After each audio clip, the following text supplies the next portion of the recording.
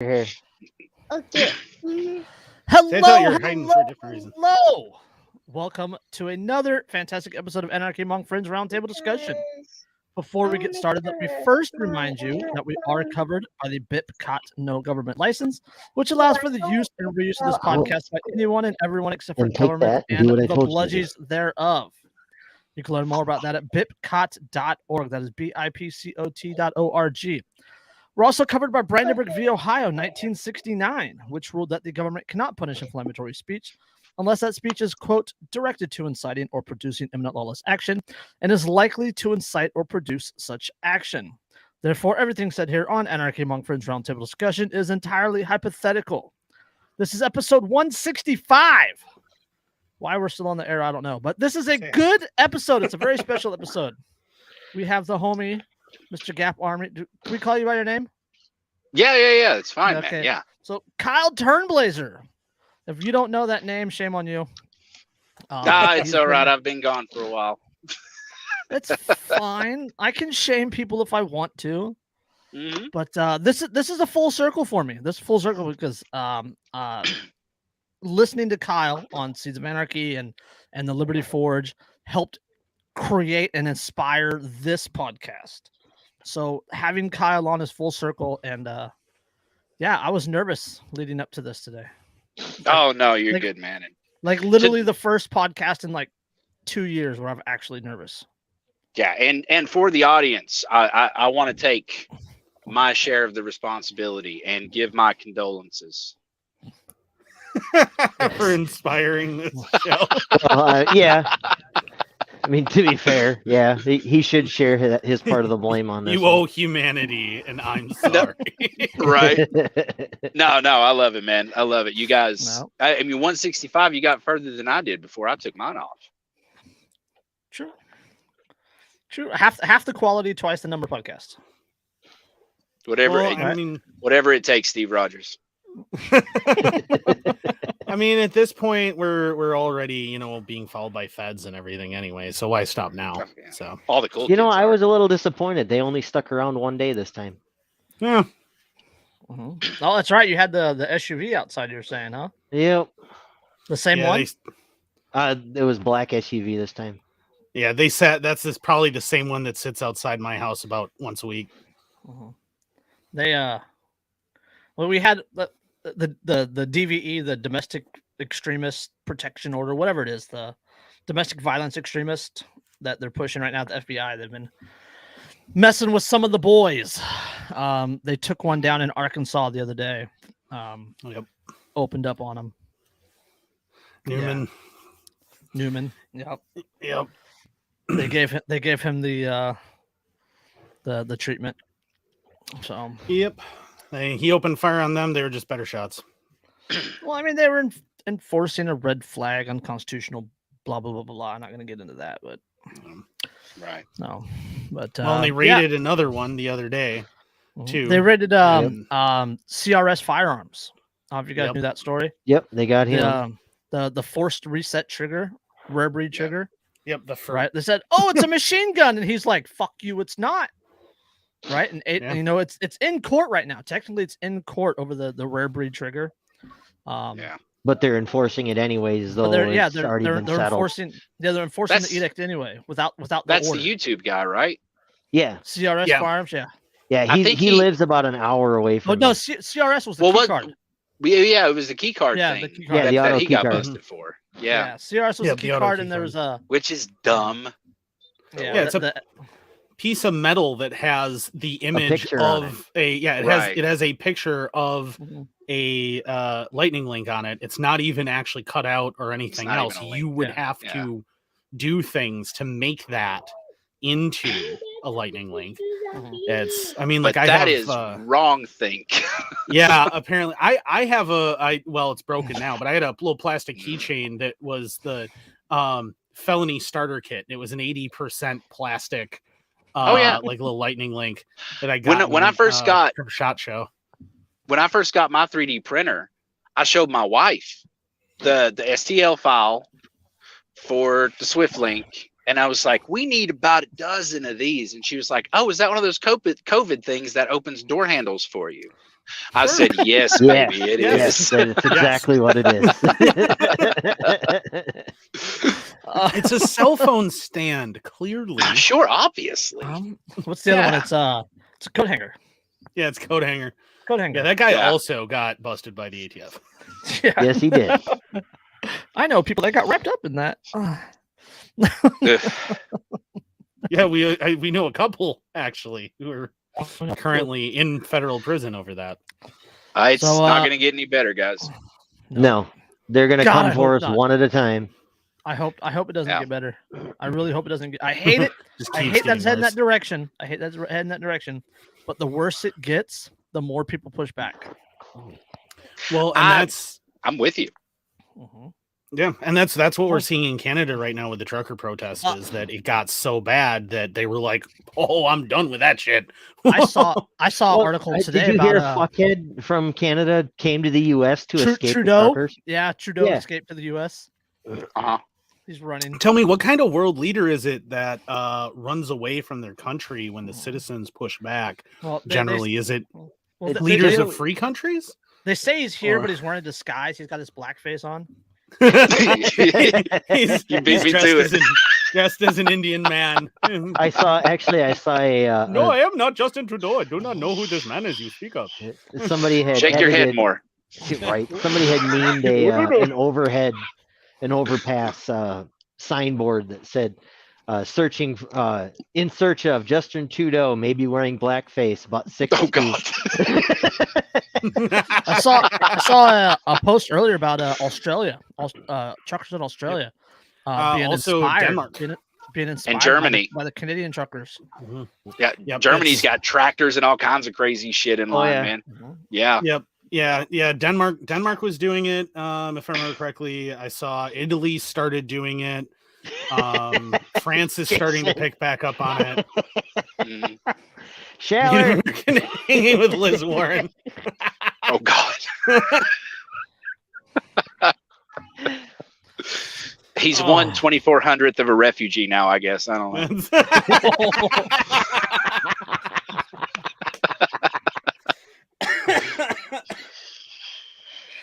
Oh man. Okay, so before we get too far into this, tell people who you are. Tell about your company also, because that'll play into some of the articles we covered today. Yeah, no, I'm super excited to hear about the articles here.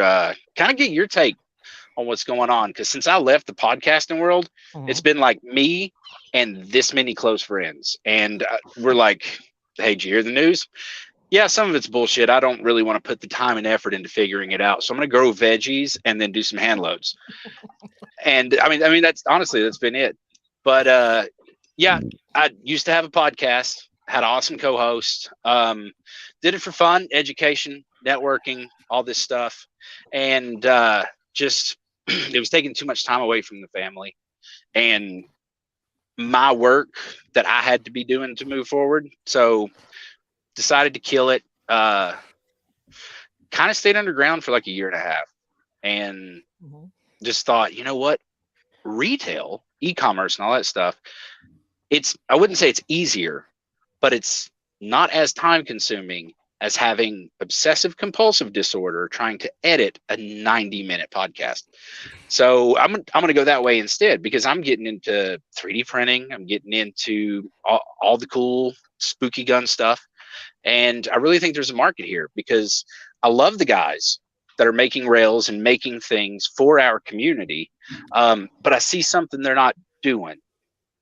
And that's here. I've already made that network and those connections. I can talk. I've been in sales for half of my adult career. I know how to do that. So I can make those. Files are open source. Let's grab a couple of cornerstone products that I can make and, run with reselling common parts, because that's where the 3D printed market is going, right? Liberator was cool. It did a thing. It did it well. Not really practical. Not as practical as a Glock 17 or that Scorpion Evo that you can print. That thing's badass. But the FGC is sweet. Yeah, I've legendary. Man, a dude I went to high school with on Instagram, haven't spoke to him in 8 years. and he's into 3D printing. He posted some pictures the other day, range time. So I sent him a text, obviously. Hey, man, haven't seen you in a while, but I noticed you're into printing. You're also into printing guns. Are you into printing guns? He said, maybe. And I was like, well, I'm not a Fed. Obviously, you know I'm starting a new business. He was like, all right, I'm just kidding. Here's all the pictures of my FGC9. And I was like, dude, I didn't even know. He's like, yeah, I'm totally one of you. Fucking don't say anything. Like, what? It was awesome. But yeah, the whole idea is to be like, I love Avis, I love Riptide, I love these guys that are making rails. They were the first. They did it right. So people like me and other, retailers can actually step out and take more risk with larger business and stuff like that. Appreciate the shit out of those guys, but that's exactly what I want to do. I want to be the one-stop shop for you to, just drop $700 to print whatever you want to, because most of these things, the only printed part is the frame, especially for Glocks. And that's where my focus is right now, because quite honestly, I'm starting. Right. I'm starting from, the ground up with my own money and a little bit of debt, and, just running from there. So we're going to run through Glock products. And then when, I probably won't take a profit for 3 or 4 years, obviously, when the capital gets there, start putting that into production of other things like, Mac parts or, something like that. But yeah, I mean, the whole goal is to have all the parts for what you want to 3D print. And oh, by the way, here's the file. It's free everywhere. I'll give you a link to it. Go do your thing. It's super fun. We all love it. I'm looking at the site right now, and it's a full-size Glock lower parts kit Gen 3 for $55. Are you kidding? That's about what I paid for mine. Yeah. And buy rails for 37. Mm-hmm. Shit. 17 and 19, both Gen 3. Yeah. And here's the thing right now. You're going to get me in trouble. I was going to say, we might have to talk a little more offline, because I'm waiting for my Ender 3 to show up. Oh, yeah. Well, here's the thing. Right now, I've got the rails and the parts kits for the 19 and the 17 both in stock. So you can grab them. You could have your lower done. Yeah. Well, in stock is the key word there. I don't have locking blocks. I'm working on that. Oh. Yeah. But it's a good looking site. I mean, you got a lot of product on there, and good price on the magazines too. God, I hate living in California. Jason, I'm sorry, buddy. You need to get a mill. Schaller, you need a mill. It's funny you talk about that, because I don't know a Ghost Gunner. Because I listened to a fantastic interview earlier with Cody Wilson. Was on Malice's show? Yeah, with Michael Malice. Oh yeah, I love that one, man. That was such a good episode, and I have not watched that one yet. One of the things that Cody talked about was the new series of new edition of the Ghost Gunner, which has the ability to mill out a 0% lower. Mm-hmm. Block of aluminum, turn it into. What have we been saying? What have we been saying about that for a couple of years now on this show? Telling you what happened. That is one of the things we're talking about. Like, if they banned 80%, right? Market will respond making 70s. Yep. Well, here's the thing. Cody, ever since he came out with the Ghost Gunner, has said that's what he's wanted to do, and with lines of code that he can write and not necessarily make readily available for the customers or whatever, but he could write, he could absolutely do 0%. He could do it, I think, almost the whole time that Ghost Gunner has been a thing, just because it's code, right? But now it's brilliant on his part. He was like, all right, the timing's right. Let's wrap some marketing around this. You don't like 80% lowers? Is that scared? Fuck it. Here's 0. This is what we can do. You can't stop me. And I love it. Yeah. If you ban this, right, 80% lower, ban that, which is already just a chunk of aluminum. There's no spot for the trigger, no nothing.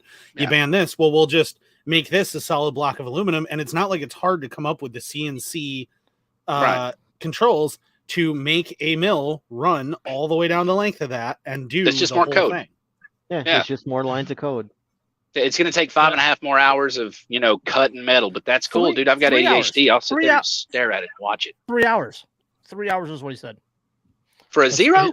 For a zero. They said 3 hours. Set it and walk away. Yeah. Ooh, I like it. Yeah. I know. It's freaking sweet because it means that you can just chunk aluminum, thunk, close the lid, hit on, walk away. By the time you stop home on your lunch break, it's already done.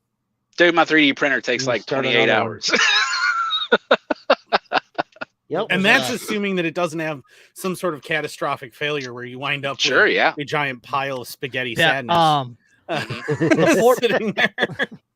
The Forbes article called him an open source terrorist. Like I want that as a patch. I mean, if I had to pick from like varieties of terrorism, like choose your character in an RPG, right? This guy sounds like a fucking healer. What are you talking about? Open source. Let's see. According to the Forbes article, this is in the article I picked, but it's the Forbes article, and it says that as the film crew shines a spotlight on him to record a demonstration of his new 0% desktop software, a vast library contains 11,000 books, films, and 3D printable gun blueprints appears from the blackness behind him. His new software is capable of turning a raw block of aluminum into a receiver for an AR-15 assault rifle in just 3 hours. Hey, Andrew, you remember that gigantic, like 70-pound block of aluminum we found at Amish Walmart? I do. I do remember that. I'm just saying. Yes. Not for any particular reason. Not for any particular reason. It was like 4.5 inches thick and probably, I don't know, 4 feet long, about 3 feet wide, 2 Amish feet wide. Walmart is like the greatest hidden gem I've ever seen, where you walk in there and it's basically just tons of salvage stuff that the Amish have left over sitting there. So like they have, there are anvils sitting there. There's stuff to build forges. There's huge chunks of cast iron, huge chunks of aluminum and hardenable steel. There's all sorts of what's going to happen. For crying out loud, while we were out there that time, they had a server rack. Yeah, you know what's going to happen. A full server rack, like a 4-post with the doors, everything. You know what's going to happen is you're going to have a bunch of fucking neckbeard libertarians melting down their Rockstar Bang and other energy drinks, the cans, into aluminum blocks and turning them into AR lowers. I actually have an idea. I've seen that done, actually. Do you got now? That's a lower grade of aluminum. It probably wouldn't work for a lower receiver. It will work. It won't last very long. The recoil is going to strip them threads out for sure. Yeah. But do you guys have like a pull apart or a pull your own part junkyard anywhere nearby? Yeah, there's actually one about 45 minutes. Pick and pull. Yeah. Okay. The urethane bumpers on cars, when you pull those off, most of them have a hard aluminum bumper support there. I know. I was a body man for years. Dude, you could probably get 3 receivers out of those, and they're like, what, $10? Yeah, roughly. Well, yeah, and you think about building your own crucible is cheap as shit. Like, it doesn't actually take that much. It's propane, some tubing. You can mold the actual crucible out of concrete yourself in a hole in your backyard. Like, realistically, doing this is not impossible on your own with just a little bit of know-how. It's pretty damn simple. Like, anybody who watches a couple of seasons of Forged in Fire can figure out how the hell to do this. Yeah, melting point of aluminum is 1,200 degrees. Oh, yeah, it's not much. Off topic, I wanted to let you know. It's currently 1717 with 626 left. I have it here on my phone. I know. Okay. I'm just you look nervous. You know what's funny? You know what's funny about it, as I just mentioned earlier tonight. I said, what's has been interesting is that every one of the games for the AFC has been landslides, and every game for the NFC has been a nail biter. Mm-hmm. Like through the I don't know playoffs. AFC title game today was phenomenal. So, but I got to read this quote from, he says, it's from Cody. He says, quote, "There's always going to be a mystical platonic line where the component becomes more like a gun than not a gun. And to regulate those interdeterminary steps of manufacturing any series of level completely disrupts modern American manufacturing and the American system. They are literally trying to control the world, but as the 0%er demonstrates, blocks of metal are also guns." Mm-hmm. Yeah. So that's what as far as he's that trying goes, to force. A piece of tubing that I can get from my local hardware store can be a gun. Yeah, don't forget. I mean, there's a long tradition among like the Italian mob of using zip guns that are made with a spring, a nail, and some forged piping, and that's it. It's just like galvanized steel piping with an end cap, a hole drilled in it. You got a spring and a 12-gauge slug. Yeah, and then just bang, and that's all it took. So if that's all that's going to take to make a gun, you cannot possibly stop that. That's the whole reason why the Supreme Court, the last time it went to the Supreme Court, said any gun law that would be against homemade firearms is entirely unenforceable at best, and in our opinion, unconstitutional as well.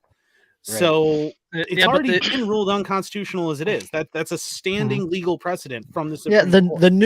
The new gun control thing that they're trying to push, or the new regulations that the ATF is trying to push, would make any firearm component technically a firearm. Even slide rails. Right. So just having a trigger. Yeah. Right. Just having a trigger sitting there on your table is technically a firearm. Which would literally be the strictest gun laws on planet Earth. Oh yeah. Oh yeah. Yeah, and conservatives are like, yeah, well, go to Europe if you don't like guns. Well, dude, no. If I go to Europe, you've been to Poland? If I go to Europe, I'm going to the Czech Republic. You can drive tanks in Poland, bro.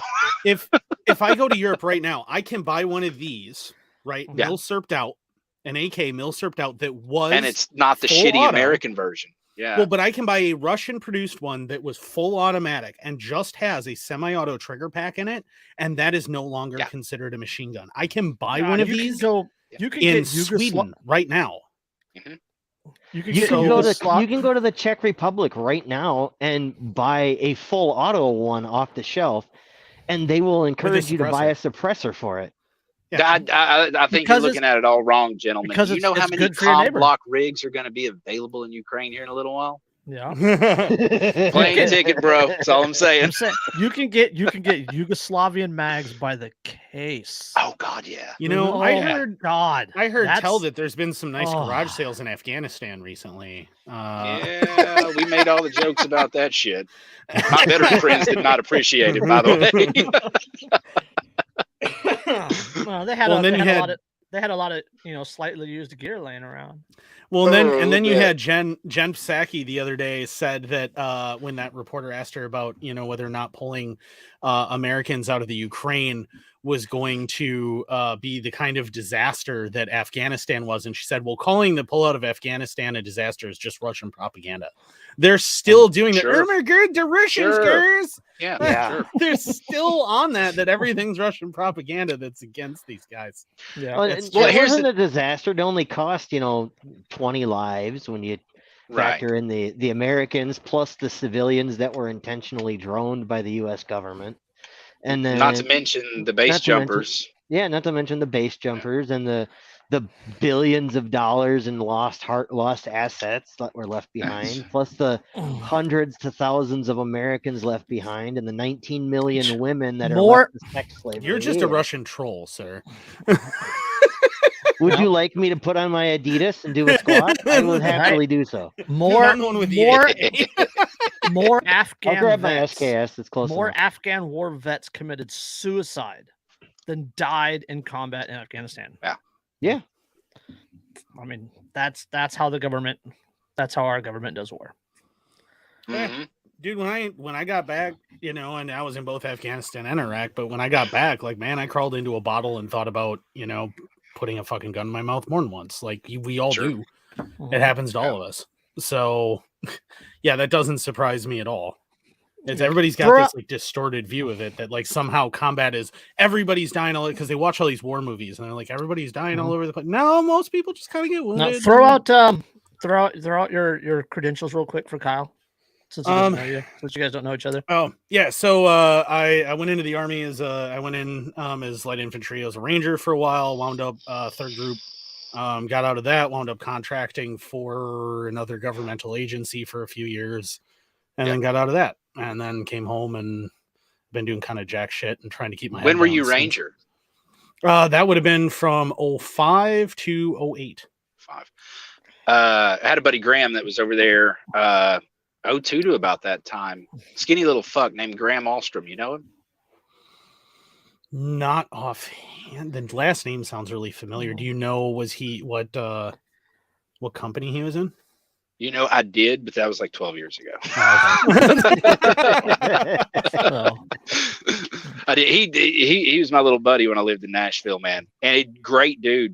And that was the first time I had saw what legit PTSD was, because we bartended together. And you know, if it was a good late shift or whatever, we were drinking afterwards. I'd go crash at his apartment, and we'd just hang constantly. And he was a great dude. That was my first introduction to good veteran dudes. And I'd say not often, maybe 2% of the time, like once every 6 months or something, I'd just see him on the couch throwing kitchen knives at his bedroom door with a 1,000-yard stare. Mm-hmm. And yeah, I mean, yeah, that sounds familiar. Yeah. There was one guy that we worked with that was he was reserve. I forget what unit he was, but he was platoon sergeant for this reserve unit that we were with at a FOB, and like you had to wake him up with a stick from the door because he'd been deployed like 6 times by then. And like stop loss like every single time, and like just constantly in the shit. And so like he slept with an M4, a loaded M4 with a round in the 203 that's underslung next to him, and like you had to wake him up with a stick to be sure, or use the radio because he always had his radio on, and like just squawk him on the radio real quick, and he'd wake up and like grab the gun and be like, whoa, oh, oh. Jeez. Like, yeah. See, I can't, and no offense, but I can't imagine being a young man thinking I'm going to go do real good, honorable things, and then sticking with people who condition the rest of my life to behave that way. Yeah.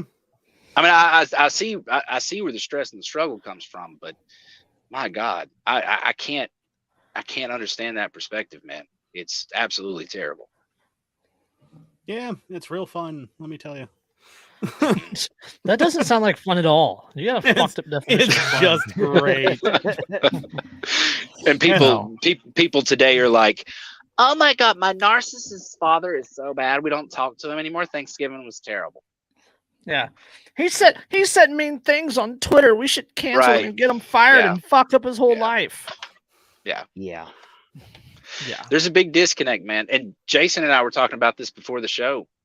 And we kind of like in unison said, yeah, it's a good thing. Like everybody's getting so divided and they're fighting over things that don't matter. And that means that our enemy's distracted. Mm-hmm. Yeah. Yep. And they lose holes, and then things like the 0%er come out of it. Mm-hmm. Yep. No. But let's see. The new 100-page administrative rule issued by the ATF, which was published in the Federal Registry May 2021 for public review, will change the definition of a firearm to encompass, quote, weapon parts kits designed to or which may readily be assembled, completed, converted, or restored. If adopted, it would mean that the federal government will require gun parts kits sold online to bear their same serial numbers as fully manufactured firearms, which could put most of the companies in the space out of business because customers don't want to deal with the bureaucratic hurdles of registering their parts. Well, yeah, I mean, and again, the So in the United States, right? Hold on. Okay, Wilson says that the Defense Distributors is the only DIY gun company pivoting in the face of the upcoming rule. So its real impact will be to drive his competitors off the market.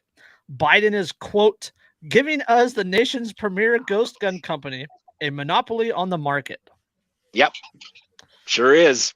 Well, don't forget. I mean, even predating Cody Wilson and the Ghost Gunner, you had P.A. Luty, right, in his Expedient Homemade Firearms book, which is available for free online. Don't try to buy an original copy. I purchased one. It cost me $120. So yeah, they are not cheap. If you find a printed one, you will not find that on Amazon. I'm just putting that out there. It was really hard for me to get my hands on one. It cost me a small fortune to buy it from a used bookseller. Try Tor and Bitcoin. Yeah, just get the free version. It's out there, I assure you. But that's all about using sheet metal and standard parts. There's a design that's been out there for probably about 35, 40 years for a home stamped sheet metal semi-automatic pistol in 25 auto. Oh, fully automatic grease gun's been out there longer than that, man. You can make that in a machine shop. Well, yeah, and they're easy. Well, grease gun's easy as hell. It was intentionally easy as hell. Yeah, it's like an old Sten. Yeah. No, you don't even need, like a mill or a shop or anything of that sort in order to make a slam fire. Oh yeah, there was a company, and I wish I could remember the name of it offhand. I can't. That was founded by a guy who had run he was like a general who had been stuck in the Philippines during the retreat in World War II, and he'd worked with the Filipino guerrillas, and they'd invented these homemade shotguns.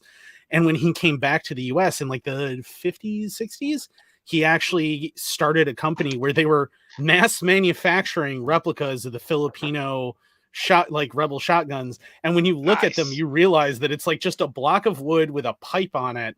And that's all it is. Yep. And and it's just a slam fire. You pull back and it goes bang. And then you pull that front off, drop the shell, new one in, and pull it back, and then bang, and it goes again. And that's all there is. Well, if it works, it ain't stupid, right? Yeah, that's right. That's all there was to it. Our boy Dimitri Karas, down in Southern California, they had a gun buyback, and they went out and made like 4 or 5, Home Depot slam fires. I saw that. Like 50 or $60, and walked away with like 4 or 5 $250 Walmart gift cards. And I've seen people 3D printing with, mind you, 10% infill, 10% fill.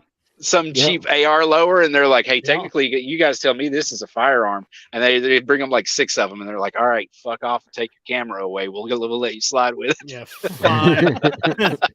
What is it like $2.85 to make a it's nothing. And fill to make 100% fill AR lower, right? So you're looking at like 45-50 cents in order to make a 10%. So. Oh yeah. Well, it takes about, I'd say it takes between somewhere in 1/3 and 1/2 of a kilogram. The standard roll's a kilogram, and you're looking at about $20 to $30 for a roll. So yeah, man, if you can knock these things off for $10 and $15 a piece, and then go screw the fucking government, some police department somewhere. New Orleans, perfect example. My brother-in-law lives there. I told him, I was like, look, dude, your girlfriend works with 3D printers. All right. You could do this on the company's dime and make about $600 in an afternoon. He's like, I don't know, man. It sounds risky. And I was like, pussy, you should do it. What are they going to do? It's an amnesty thing. They officially have amnesty for anyone who brings them. Yeah. There you go. That is that's a Myanmar, Burma, or Myanmar. We call it. Myanmar. Burmese, Jay Stark's the homie. That's a resistance fire using a fully 3D printed FGC-9. FGC-9 stands for gun control 9mm, by the way. Yep. Or gun control. May that's the one. Jay Stark rest in peace. Yeah. I tell you what, man. Of all the of all the homies, I think he's the one with the legacy, man. I really do. Well, yeah, there's paintings, there's stuff dedicated to him. Somebody told me, and I haven't actually seen it.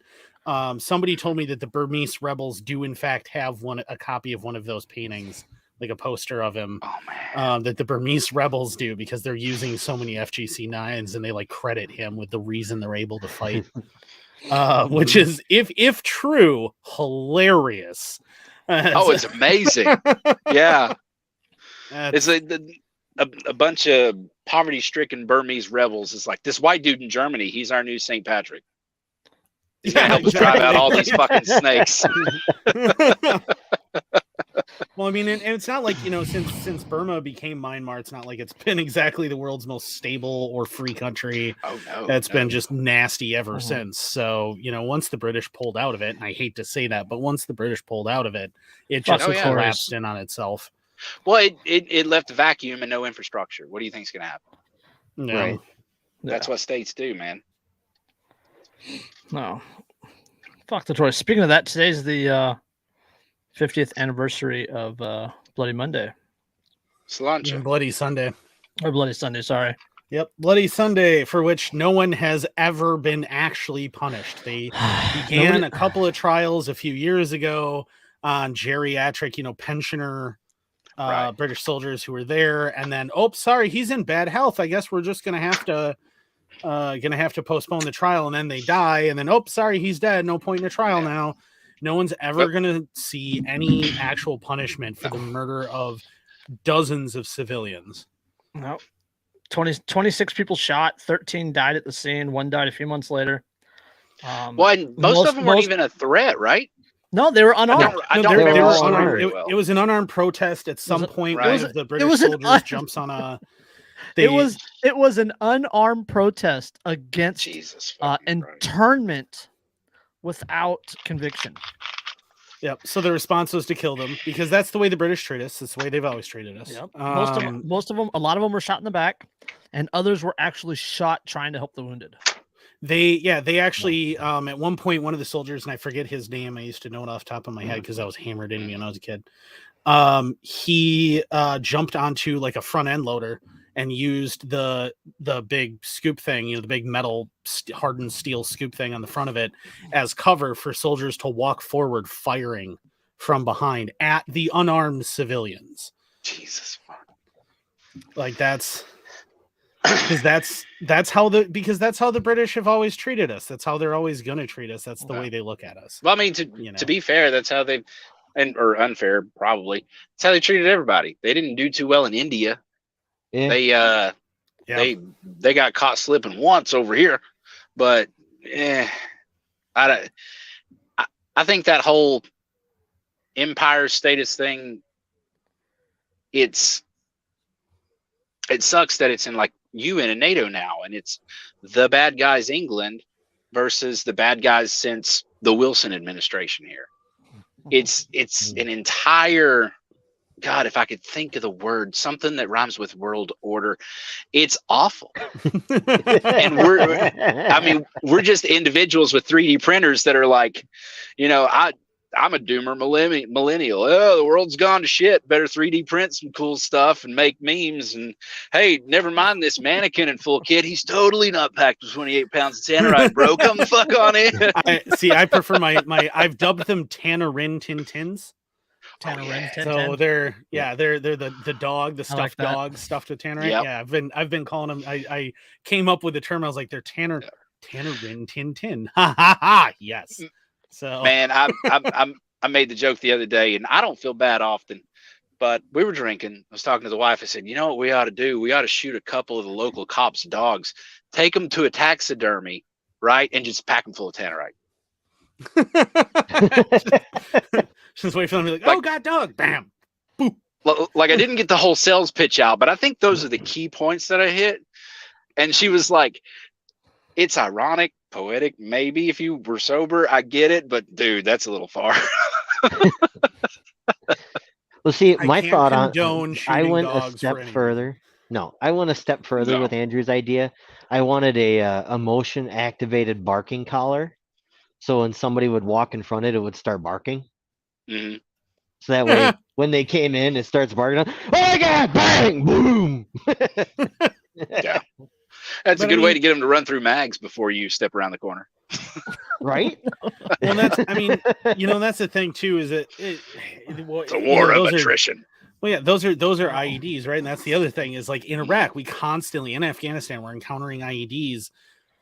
Yeah, nobody's coming for your guns as the Waco burns Mount Carmel burns to the ground. Yeah. Don't forget that if you have guns and they decide they don't like you, that they will burn your children alive and then pose with their smoldering corpses in the ashes. Yeah. But the in Afghanistan, Iraq, we encountered all of these weird homemade explosives that they would come up with made out of anything that they could figure out they could make go bang. And they would use anything they could. I mean, even in this American Civil War, when the Union started getting low and the Confederacy started getting low on stuff for canister shot, they would just grab handfuls of bolts and things and then shove them in packets and put those down the barrel in front of black powder. They didn't even have a hell of a lot of powder. Sometimes they go to the mines. And this is before good refined dynamite. They just grab jars of nitro. And they're like, maybe it won't blow up when we're running back to the line with it. I don't know, but it'll explode. Yeah. And I don't know if I ever told you this, Jason. I've driven a truck for a long time, right? Yes. I worked for a little while for a well-known, we won't name them, explosives company. And I basically drove a 5-axle truck, a 5-axle tanker, and pump that magic goo into the ground for like rock quarries and coal mines and stuff like that. The first week of orientation, I've never took notes this meticulous in my life, son. It was insane. They're just like, oh, hey, so you're a new driver. You need to know the exact ratios for these mixtures. And I said, yes, sir, I do. Stick me in front of this fucking AV Club TV right here. Yeah, so I've got an intimate relationship with that. And also, they were audited twice a year on schedule by the ATF. And I deal as an FFL with the ATF every now and again. So, yeah, I'm kind of like on that. I've got 2 dogs and 3 kids that I really, really love. And ATF's got my home address. So I'm in that special tier that Ben put in that little book that you like to read all the time. Yeah.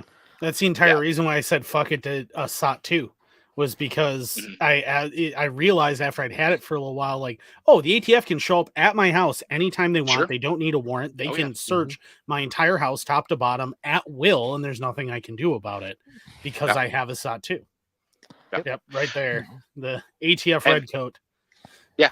And when I was doing my interview, and man, I've never felt dirtier than the day I opened my front door and let an ATF agent sit at my kitchen table.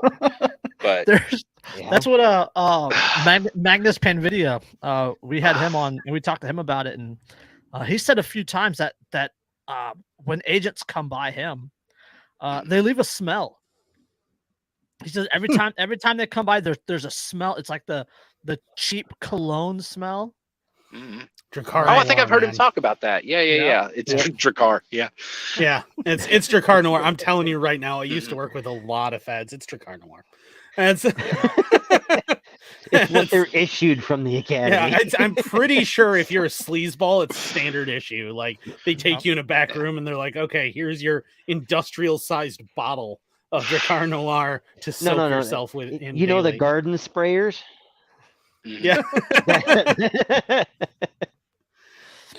They just got it. They got it in a freeze bottle, and they just. I guarantee all those glowies showing up to all these protests that they probably reek like it. You can sniff them out of a crowd. Like just look for the Drakkar, and that's probably one of them. Did you see the video earlier about the one glowy that they called out in Canada? Mm-mm.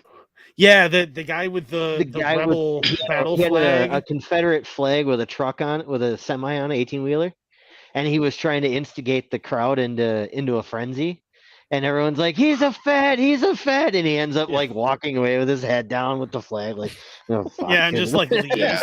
And then walk of shame trying to get out of the crowd. There's the one video just came out from the protest in DC where like 4 guys dressed like Proud Boys show up, and they're even walking together like feds. Like they walk like feds. Oh, yeah. There's a walk to them in this group, and you can hear the one say, "Don't group together, don't group together," on the video, and then they spread out.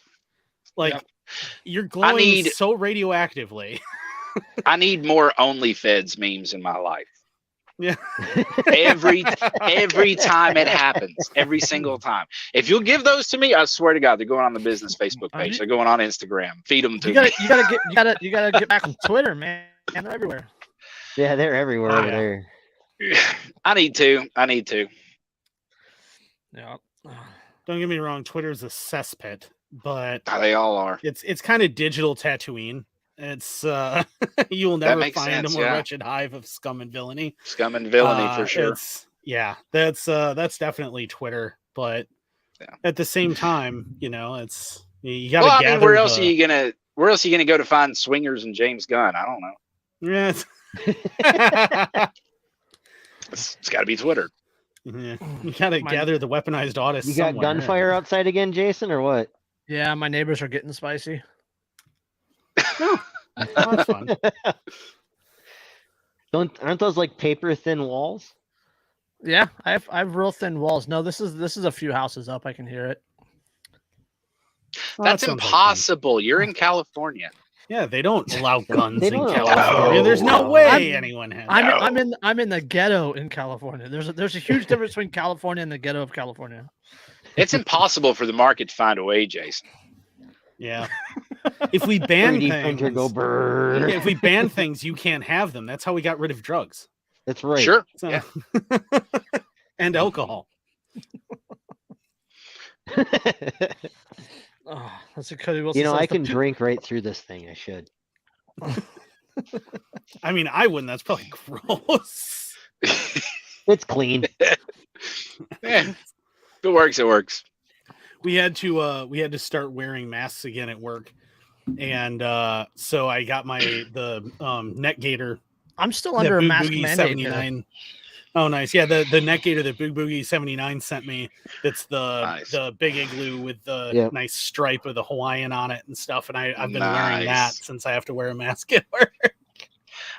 Well, tomorrow when I show up to work because you know, as you guys are aware, I shaved. Unfortunately, I get fitted for an N95 tomorrow at work, and when I walk in, I have my mask that I got from Grunt Style that says this mask is as useless as the governor. Yeah, I got one of those too. I'm gonna wear that into the room when I go to get fitted for my N95. And then I'm gonna say it just as I see it. I'm here for my muzzle fitting. Hey, I feel you, man. Back in the day, I got 2 levels of rad worker certifications, and they wouldn't let us have anything for 9 months. They're like, yeah, you could have a cop mustache if you want to, but you have to make a perfect seal, because we had the full face, everything. Yeah, it was. Yeah, see, it was serious. I work in IT. I'm not even around. What the fuck? But I still have to go through all of this. Yeah. Yeah, if you need an N95 mask, I still have a few from when I declared all that black mold out of my old apartment. So. Oh, I have it here. Once they get the official ones that they're going to be supplying me, I'm going to bring it home, and I'm going to figure out where it sits on my face, and then I'm going to pork chop it around it. Well go ahead. Go ahead right now. See how it fits, and you can like line it out. Like, we'll wait. You can do it. No, I'm good. You good? I'm good.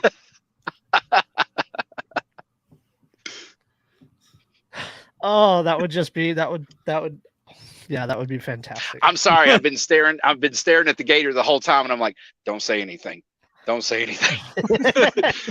Your brother's going through pain right now. Don't do it. Nah, it's all right. It's all right. My kids already gave me a bunch of shit today.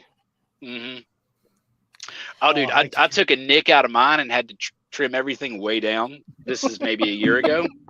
And while everybody was doing quarantine cuts, and I can do this while I'm not sober, no problem. And I nicked it. And I kept the goatee, but I shaved all this. Yep. And hell, today it's even shorter than what I usually keep it. But my 9-year-old just blank stare. Oh my God. Do we have an uncle you haven't told me about? Who the fuck's this guy? Yeah. I guarantee my 13-year-old would never let me hear the end of it if I had to. I was honestly expecting my baby, because I have a 4-month-old. I was expecting her to scream. Mm-hmm. And she didn't. She actually smiled and didn't think anything of it. Oh, nice. My 8-year-old, though, I came down the stairs and she goes, "I hate it," covered her eyes and ran in the other room. Oh, just no chill at all. Yeah. Absolutely no filter. It's terrible. I thought she was going to start crying. Oh my God. Oh, we get to. But you got to understand, it was down to, here. He had a pretty legit one. Yeah. And no. You guys saw it in the pre-show. Yeah. But see, at my house, we've got the full range. We've got a 2, a 9, and a 20-year-old plus his girlfriend. So no matter what I do, one of the three is going to have a reaction, something like that. I'm like, well, just which one do I want to please today? Yeah. I got a 4-month, an 8, a 14, and a 15. Nice. The 14 will be 15 in like a week. Fucking youngsters. And the 15 will be 16 in a month. Yeah. Dude, well, it's folks like us that are procreating, man. I don't know. It seems like all of our problems have a solution. Yeah. Don't even give me the year youngster thing. Like I had to give, so for we just did my daughter's 13th birthday, and like I have a Wooby hoodie. I love my Wooby hoodie. It's amazing. It's Flecktarn. Hey, I have a baby. I have a baby Wooby. All right, for the but she had complained, I really want a Wooby hoodie, Dad. I really want a Wooby hoodie, and so I had to get her an adult large for the Wooby hoodie, which already hurt a bit, and it fit her perfectly, which hurt more because she's almost as tall as me already. And like, I am not happy about this at all. But it's the worst part is that I had to get the British camo, the British their desert stripe camo, because it's all they had left. But she's now got her Wooby hoodie that she is extremely excited about. So. But yeah, like adult, like really, kid. Like I remember when you were this big. What the hell is going on? Because I am not 100% convinced. Tell him, Jason. Bro, tell him, Jason. My daughter is going away with her boyfriend on a 3-day vacation for her 22nd birthday. Yeah, I mean that hurts. That hurts. That hurts. Hey, I'm a great uncle. Yeah, it's true. Grandpa here just had a baby. I might be a grandpa in 9 months. I'm just putting that out there. I'll make sure I send you the same care package I gave my buddy when he became a grandpa. Pair of hedge trimmers for her boyfriend. Nope. So I gave my buddy a box that had tapioca pudding, prune juice, Ensure, a fiber supplement, and 2 3D printed ammo boxes that said 45 AARP. Oh, I'm gonna go back to when this first started. That's fucking cold, your face, completely bald, and I'm gonna post it. I love it. He's older than me by like 2 weeks. We'll send you, Jason. We'll send you some blue pills. It'll be okay. Yeah. On another note, how are you going to segue from that one, Jason? No, I got another Cody Wilson quote. He said, "It's not just that the U.S. politics are performative, but it's like somehow cringeworthy and connected to a pseudo reality that's further and further away from what is actually happening. These people will high five themselves, go like, well, we solved gun kits and gun crime in America, right?" That's generally what they do. Sure, they have to. There's cameras everywhere. Yeah, they like. I mean, that's the thing is that they constantly do that where they'll like when they pose with like, oh look what we took off the streets, and it's like a Colt single action army with like 4 incredibly corroded rounds, and like everyone always comments like, "Was you stop them from robbing a stagecoach? What do you?" You caught Billy the Kid. Like what? Settle down there, Wyatt Earp. Yeah, like and we make fun of them, but they constantly do that where they put this crap out there and then they'll pose and act like they've done something significant. And politicians, they do the same shit where they pass these bullshit laws that are going to do absolutely nothing, pat each other on the back like they've done something significant, like they're playing. The perfect analogy is they're playing pigeon chess. Yeah. No matter who wins, inevitably, eventually, it will knock over all the pieces of shit on the board and prance around like it won. Right. Yeah. Well, they have to. That's how they get reelected. That's how they get funding. That's how they get everything. And it's not different than anything else. I mean, you look at public schools, they'll be like, yay, new policy. It's so great. This is what all your money went for. It's totally not being wasted. Trust me, this is a good thing. And they did the same thing with energy. They do the same thing with defense. I don't know if you were around when they hung the big mission accomplished banner. Like that was supposed to fucking mean anything. Yep. It's the same thing. It's false advertising, man. I follow the guy that threw the shoe on Twitter. I love that somebody posted. Like, I love the fact that he has a following. Yeah, somebody posted the other day on Twitter. They said, "Well, I hope that the guy who threw a shoe at George W. Bush is doing okay." And he actually replied. He responded. Said, he replied. I'm doing fine, thanks.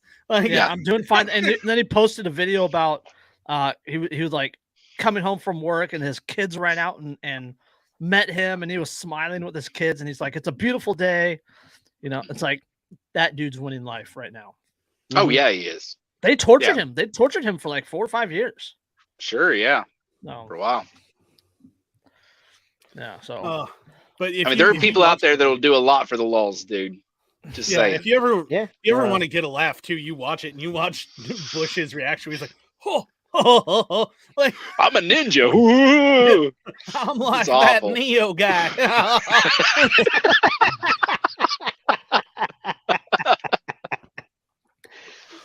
Maybe I do have to admit that when that car backfired at the press conference that Reagan was doing, or the address Reagan was doing, and he stopped mid-sentence and went, missed me. Yeah, that was hilarious. Gotta give him props. Yeah, that was a stone cold move. I remember that one. All I'm saying was that before or after Hinckley Jr.? That was after. That was after Hinckley. Okay. That was after. That's what made it so funny. That is pretty boss. Yeah, that's pretty boss. Like he actually has been shot, and he's just like, missed me.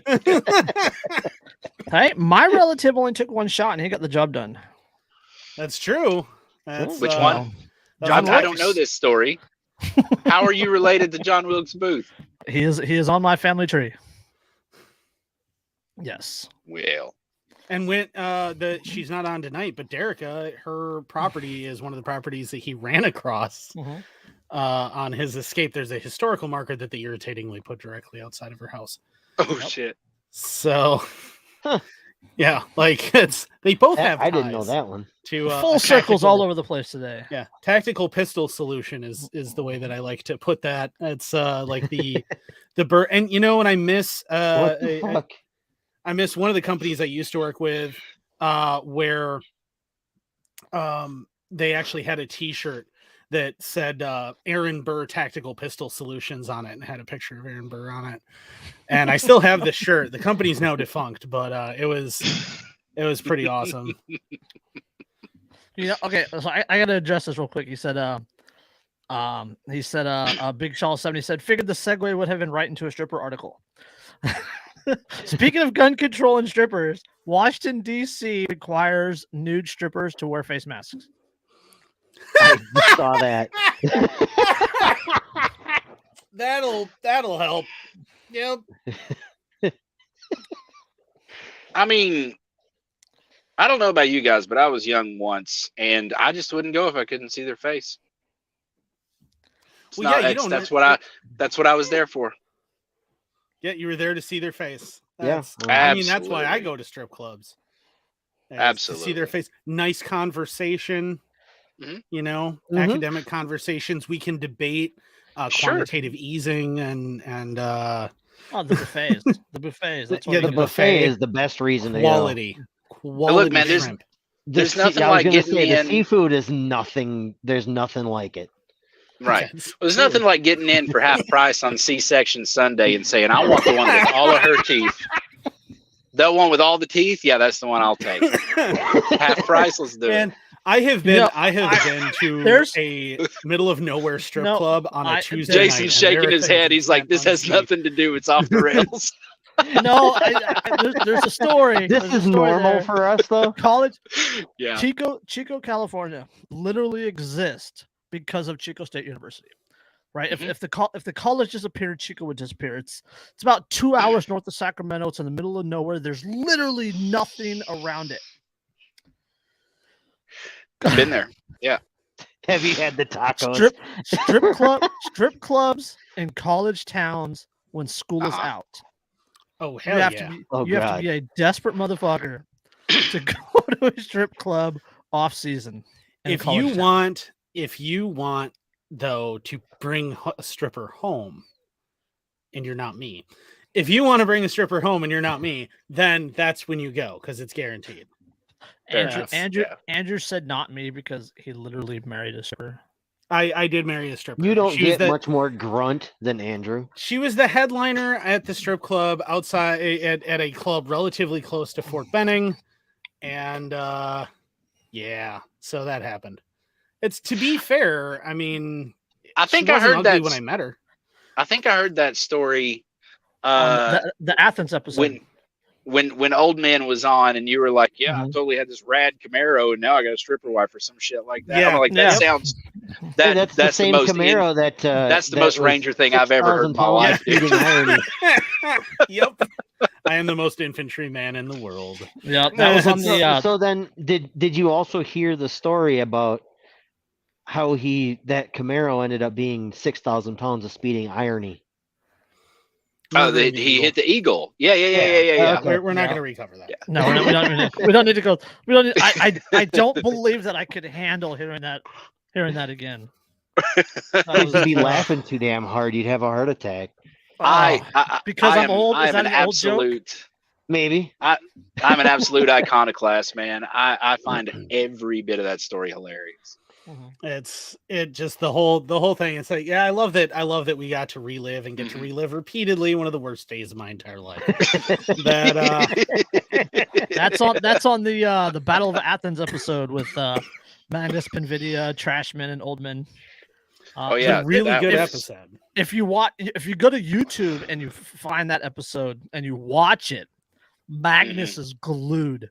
Magnus is absolutely glued. His eyes are big and he's grinning and he's laughing hard. I'm going to go download a copy of that and actually clip that out and post it over on Rumble. By the way, I live like an hour and 10 minutes from that. From Athens? Yeah, like those are my folks. Nice. That's a good story. That's like awesome. Yeah.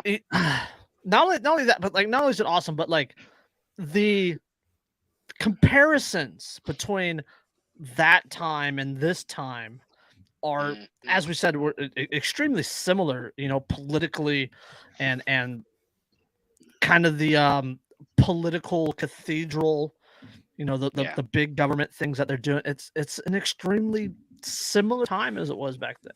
Well, yeah, and we're seeing, if you pay attention to Twitter at all, there's a couple of our friends that have been complaining about their libertarians who got elected, one to mayor and one to a township auditor, who were being prevented actively from even swearing into their positions from the local and the voter fraud that's been going crazy all the way across the country recently. We're seeing this stuff again. Sure. Yeah. Yep, the good old boys club doesn't want to let people in because they've been doing so much shady shit for so long. They don't want to get caught doing it, and they're doing everything they can to avoid. Yeah, and at this point, and it's my girlfriend and I had that conversation the other day where she's like, "Well, I mean, in that situation, what do you do?" And I'm like, "Well, you can go to the higher authorities. You can go to the State Board of Election Oversight, blah blah blah, and ask for help. But if they don't help you, eventually there's a point where no one's going to help you." It's now time to remember why the Second Amendment was written. And honestly, that was way more effective back in their day than it is ours. So we got to get fucking creative, dude. It's time to time to start. If they want to ignore what your will is, it's time for you to ignore theirs. Okay. Squiggly gats for everybody. We've talked on this episode on this show ad nauseum that you've got the 3 boxes. Yeah. They keep taking more and more and more away from the first 2. Yeah. Mm-hmm. They're leaving only one left, and that's why they're continuously pushing on this. That's why they're continuously trying to push us into an environment where we don't have access to that one either. It's because they know people are getting desperate, and they know that that's what's coming. Yeah. You 2 are up around PA, right? What? Wisconsin? We're in Wisconsin. We're in Wisconsin. You're in Wisconsin? Yeah. Oh, no, I've been through there recently. Nice. Yeah, we're in the home of Tony the Tyrant, as I like to call him, our governor. Tony Evers. Yeah. I'll trade you. Well, yeah, no. That's not. We're good.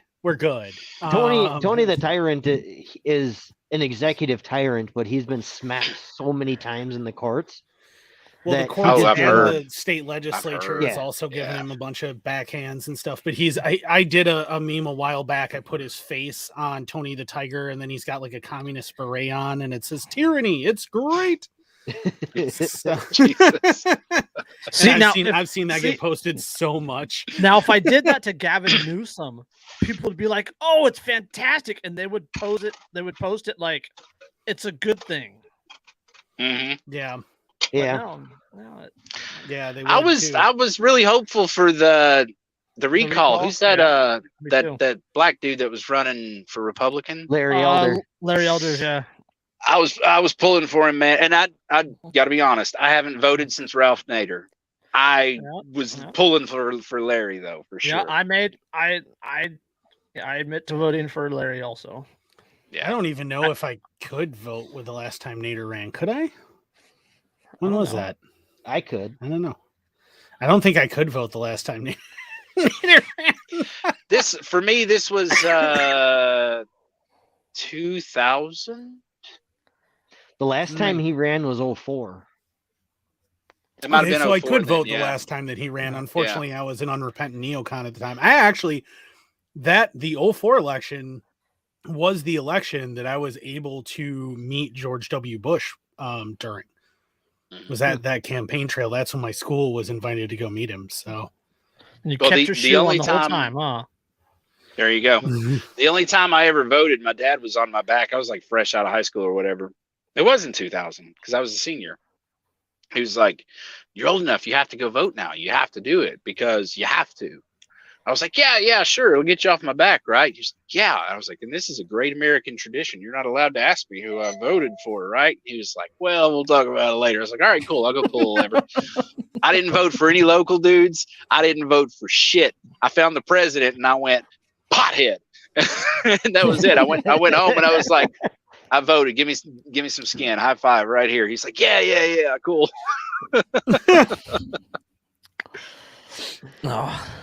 Yeah, no. Yeah. Hey man, I'm almost old enough to run. It's 36, right? You got to be 36 to run for 35. Oh, so I'm old enough to run for president. Maybe I should run the next time around. Like, vote for me. I'll leave you all the fuck alone and do absolutely nothing. Like, I will literally be on vacation at Camp David the entire presidency and do nothing. Every bill that comes across my desk, I will veto it. Veto. I won't fill any appointments. Nothing. Yeah. I'll just get a stamp that says veto that I can just keep. Not me. I'd fill every post, man. I'd put libertarians in every office. Yeah, nothing. Fucking oh, are you kidding me? Cut everything. Vote for me, and my vice president will be Vermin Supreme, 100% guaranteed. Oh God, please. That's the number one reason to vote against you. Oh my Are you God, kidding me? No. Throw him. No, throw Vermin Supreme in a completely powerless role where he just constantly can be on TV. And it will be hilarious. Vote for me, and my vice president will be Dave. Okay. For just for shits and giggles, Vermin Supreme in charge of the border would be absolutely fantastic. Yeah, but we're already missing something that's kind of in motion right now. I would trade all that and probably an appendage to have a Michael Malice press secretary. Yes. Oh, that's yeah, actively absolutely. like what the Mises Caucus is trying to do right now. Oh, are you kidding me? Joe Rogan would be on there. It would be glorious. Yep. Joe Rogan, Joe Rogan would be my press secretary. And Michael, I don't know, man. No. He's too soft. Rogan's squishy, dude. He's Michael squishy. Michael Malice is the most unassuming, just absolutely brutal troll you will ever follow on social media. That's absolutely. True. Yeah, I'd have to have Michael Malice. You got to have Joe Rogan in charge of something ridiculous. No, it would be just like the Food and Drug Administration. Yeah, the FDA. That's what under the FDA. Yeah, FDA. We're farming elk meat. There we go. And by the way, there is no schedule system anymore. Everybody's getting DMT. Fuck yeah. Alex Jones. If you can force vaccinations, you can force DMT. Alex Jones is Secretary of State. Yes. I would be okay with that just because of everything that he would declassify. It would just be that's absolutely fair. That's the thing, is it would just be glorious because it would just be this constant endless stream of declassified documents, and then he'd constantly like just no, you know what, Alex, you're going to the UN, you're going to speak before the UN, it's going to be great, buddy. And take your person mask off, you fucking lizards. Yeah, exactly. Quit making the frogs gay. Yeah, no one else is writing your speeches for you. You're writing your speeches, and we're going to start live. You're not even going to write them. I just want you ad lib 100% of the time. Just go. Yeah. See Rogan slip him some DMT before a press conference. Oh my god! That'd be fun. This is the world libertarians want. Yeah, that super cut that of Alex Jones on Joe Rogan where he's like, "Are we dead?" No, I don't know. Like, it was fucking amazing. I'm kind of retarded. Yeah, I'm gonna be honest with you, kind of retarded. Yeah. Which literally could be the motto for this program. I mean, it could be.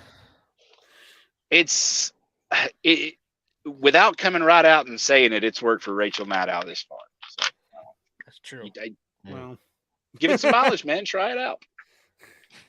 Remember, if Jen Psaki can become a press secretary at the White House, you can do anything, kids. Don't let anyone tell you can't. If Joe Biden can win the presidency in the most fair and free election of our time. Yeah, even if you're special needs, you too can become president. I wonder if because there's a few of those Athens boys that are still around, right? Yeah, I don't know if there are any of them still alive. I think maybe there's one, but they were all, I mean, probably in their 20s. I would kind of hope that a couple of them were still around to see the election last time around and all the stuff that's happening, and they have that Marty McFly moment where they go, "Oh, I've seen this one." Yeah. Mm-hmm. Well, and I love that all of the write-in ballot initiatives and everything that the Dems spearheaded right before the election have all started just one by one being declared unconstitutional, just down the line. That just happened in PA too. Yeah. Yeah, and it's funny that it was a totally fair election, but we also have to pass all this voter reform so that we can prevent any fraud in the next It's I mean, literally, there was an article in Time right after the election, where they literally said, "Yeah, we lied, we cheated, we stole things, we defended democracy." With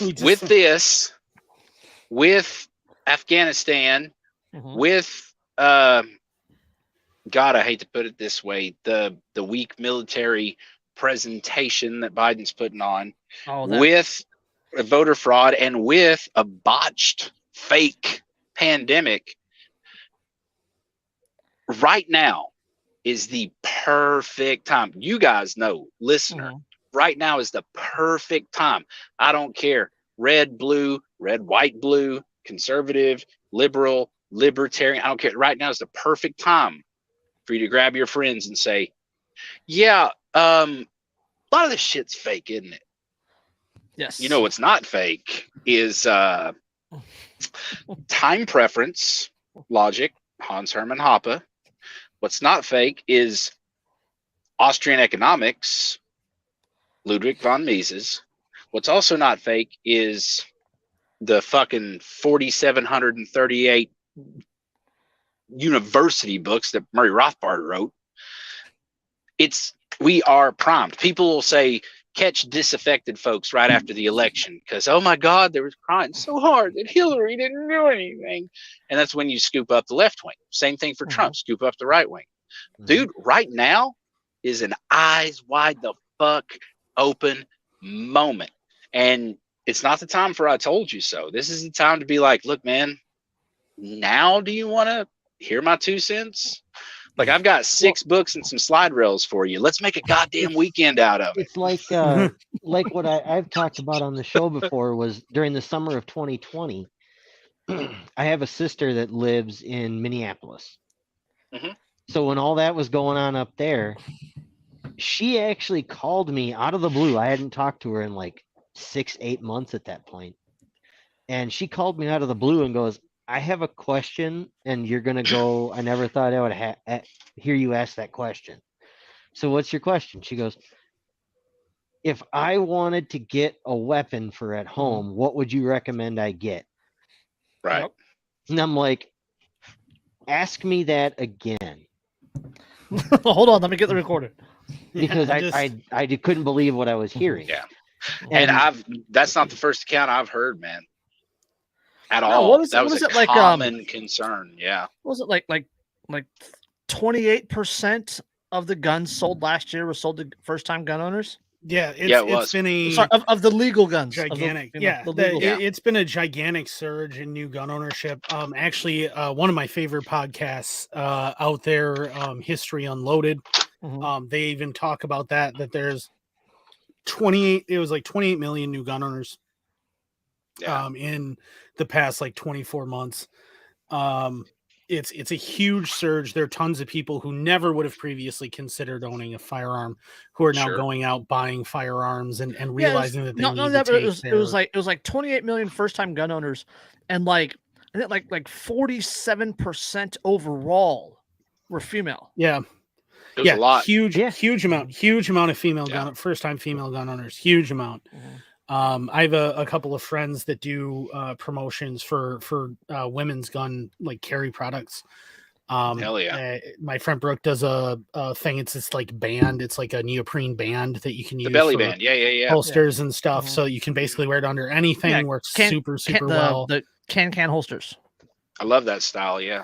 Yeah. There's a ton of stuff like that. Yeah. There's a ton of stuff like that now, and like all of this stuff coming out. And on the upside, awesome. Finally, people are realizing no one's coming to save you. Expect to self-rescue. You took the words out of my mouth. Yeah, that's a big thing. There's in special operations, in special forces, there's a big thing that we always say about no one's coming, it's up to us. Right. So that mentality is starting to show up in everyday life, and suddenly people are realizing that this thing is not nearly as useful in an emergency as this is. Yeah. All of a sudden they're realizing I need a gun. I don't need to be able to call 911. Well, not only that, but I've been seeing a lot more people. not only that, but like 911 in most places won't respond to non-life-threatening emergencies anymore. Right. Like Austin, Texas, they said that. Here in the San Francisco Bay Area, it's well known. I mean, you see people walking at a Rite Aid with backpacks just full of shit that they took off the shelf. Sure. Like nobody's coming. Yeah. If it's not absolutely life-threatening, the police aren't responding. And not only that, but they have no duty to respond. Right? Supreme Court's ruled several times that they have no duty to respond. So it really is up to you. Period. Yeah. That's what I was getting at is I'm seeing more and more people who were historically, just call the police. Police are your friends, all that stuff. Well, I'm assuming we were all raised by boomers, and that's the exact mentality. You're 100% spot I was on. raised by a cop. Hippies. I was raised by Gen X. Thanks. Hippies. Mm. Yeah. Yeah, my mom was a They cop. have My dad no was feelings. Yeah, my dad was a 25-year military veteran. See, Right. I was raised by a Gen X guy who may or may not have been rather political during the Troubles, and I was raised in Ireland, so you can do the math on that. But rather political. Come on, say the So line. on ya. Say the line, Andrew. You know what I want you to say. Shagir Law. Yeah. Andrew's dad has an international arrest warrant. He's Interpol still has a warrant. Yeah. That's dad. Yay. I mean, dude, of all the Xbox achievements, come on, man. It's a platinum trophy. But like there were guys, I grew up around guys that, I can still argue. I will still argue with people about the mall bombing and, the fact that bomb was not set to go off when it did. It was when it was parked, set to go off at the appropriate time. It was MI5 or MI6 that messed with it. Everybody knows it. This was not the way it was supposed to happen. Like, I can argue with that. I knew some of those guys when I was a kid. Like, they came over to our house. I know them. So, like that stuff has influenced me as an adult now.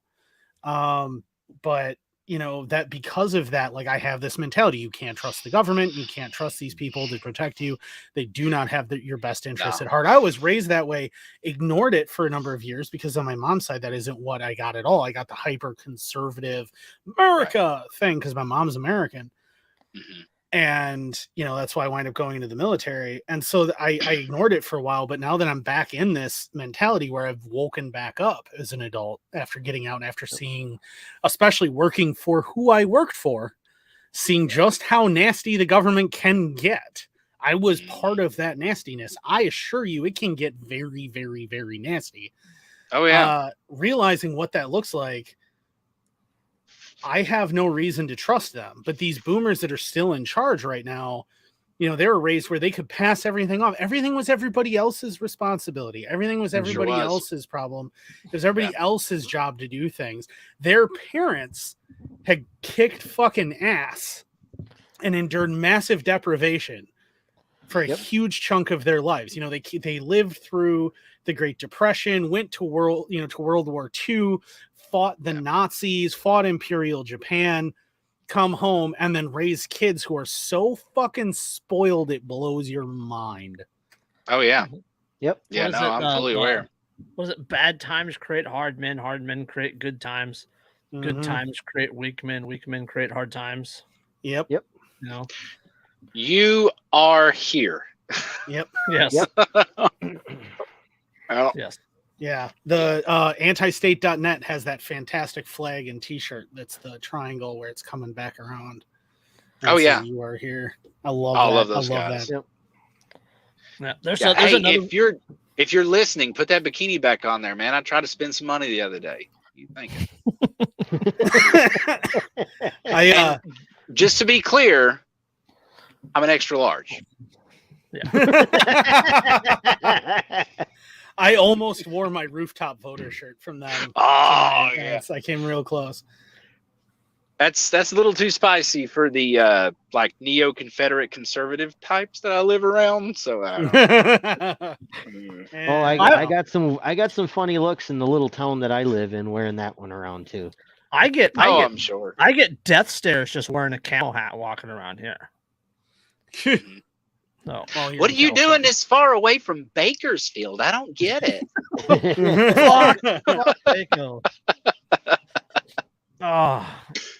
As it is, I get a lot of shit for the patch I'm wearing tonight.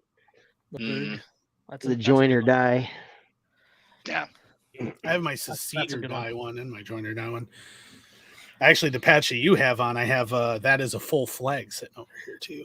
So, I want one of those. Yeah. From Boogie79 on Twitter. Boogie79. Hit him up on Twitter.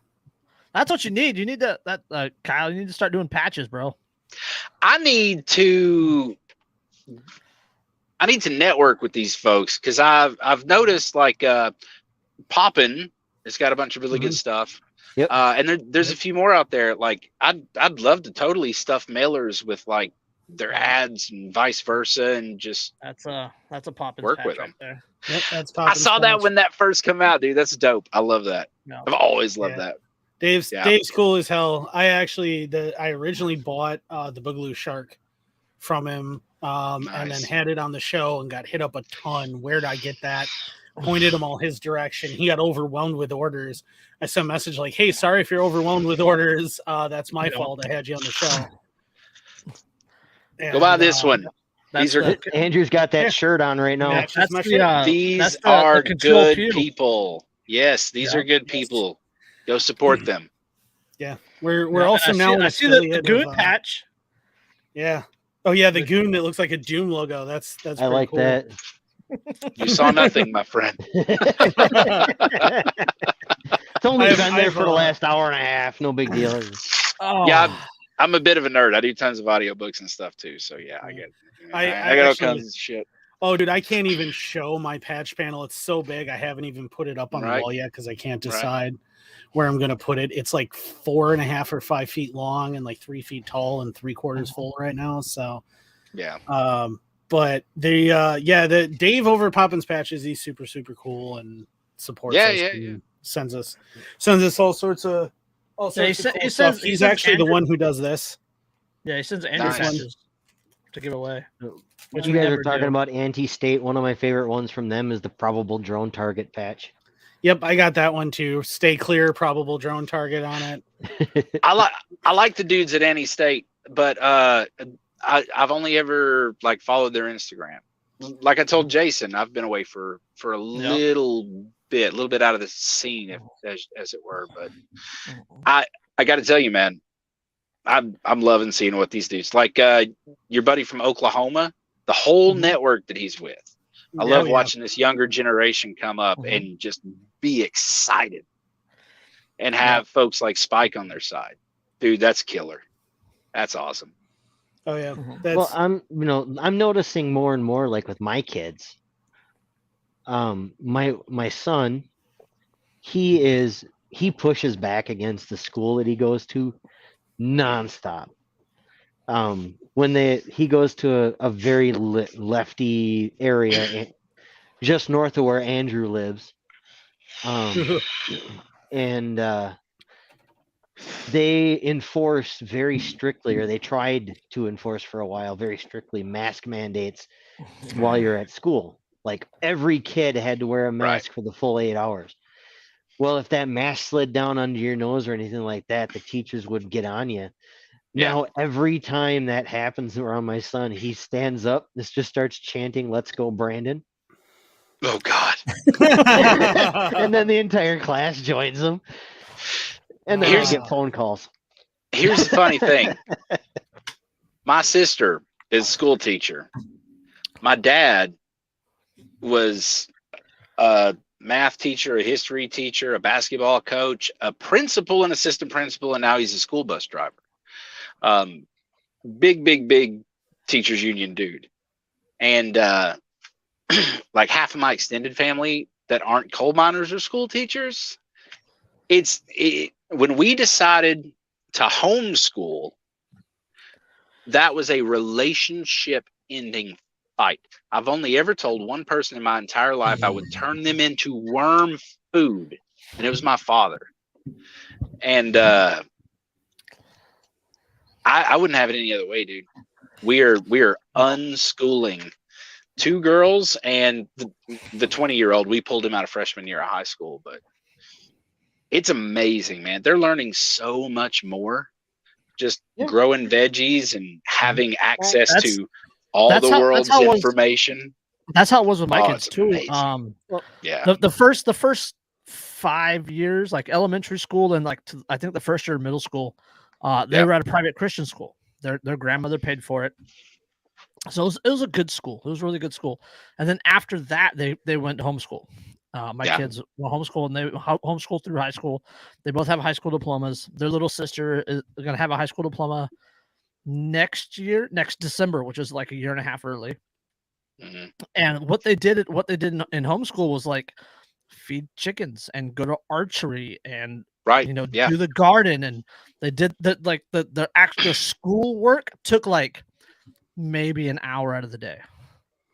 Yeah. We went full unschool, man. We don't do schoolwork, but we did. California's so fucked up for homeschooling, though. We did in Tennessee. We weren't allowed to homeschool. Yeah. I don't say that with so much sadness in your voice. Like I didn't invite you to move to Tennessee and showed you a house directly across the street from me. I know. These guys have offered me couches. Oh, you guys have offered me couches in Wisconsin. Yeah. I've had offers in Alaska, in Montana, Idaho, Texas, several in Texas, Colorado. Anytime you want, Jason, you just let us know. There's people out there that love you, old man, and they want you to be happy.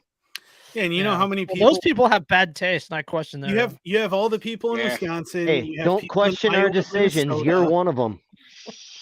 You guys both shoot 10mm. You guys were already questioned. Because it's the Lord's. Because it's the Lord. It's the actual Lord's caliber. Notice how they said just, and the cult of 10mm just comes out of them. Well, I mean, it's 10mm. It's the only 10mm you won't never lose. All of the power of 357, but almost the ammo capacity of 9mm. What's not to love? Right? You can't knock on that speed, dude. 10mm is the best millimeter. See? He's in There's another one. There's another one. You can, and that's also in Wisconsin. So yeah, but isn't it about cold 20 minutes north of Andrew?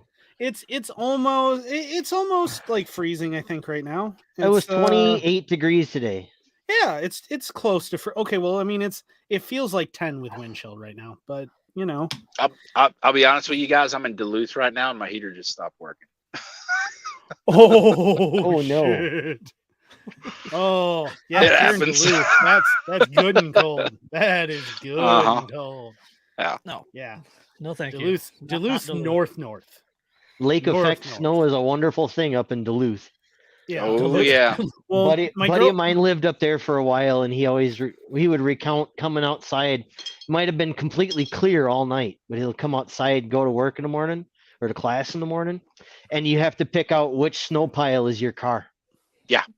You see the snow in New Jersey yesterday? Dude, I outran that fucking thing by 10 miles. Fuck, I was in Connecticut 2 days ago. Fuck, dude, like fucking was it like Bridgeport got like 37 inches? You know who's there right now, right? Jeremy. You know who's there? Jeremy's in PPNR right now. Yeah. Yeah. I texted him yesterday, and I was like, or no, I didn't text him. It was on Facebook. He said something about it, and I was like, man, I almost didn't make it out of there. He was like, dude, well, I wanted to stay a couple days anyway.